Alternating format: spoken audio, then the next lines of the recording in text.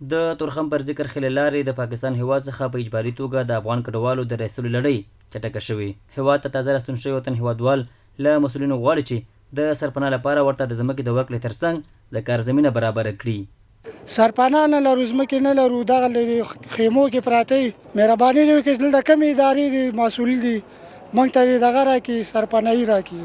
له پاکستان هیواد څخه یو بل راستون شوی هیوادوال بیا وایي هلته یې ټول شته له لاسه ورکړي دي او له اسلامي امارته بېلابېلو برخو کې د مرستو غوښتنه کوي.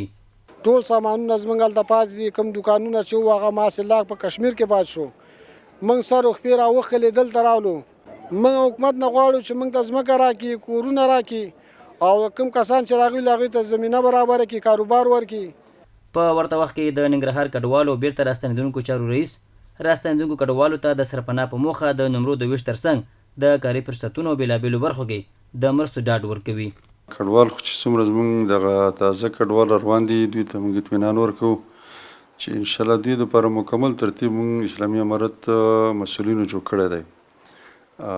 دوی د سرپناه دپاره مو یو ښارګوټی د خانکي په نامه دا کړی دی، هغې کې توزیع جریان لري او بېلابېلې مرستې ورسره خوراکي موادو کې کومک کوي او آینده انشاءالله موږ ورته اطمینان ورکوو د دوی د لا ښه والي دپاره اسلامي امارت انشاءالله کوشش کوي. د تورخم عمري مشغالي د مسؤلینو په وینا د تورخم پر ذکر خلې لارې په اجباري توګه د افغان کډوالو د رایستلو لړۍ چټکه شوې چې هره ورځ شاوخوا 600 کورنۍ هیواد ته راستنېږي.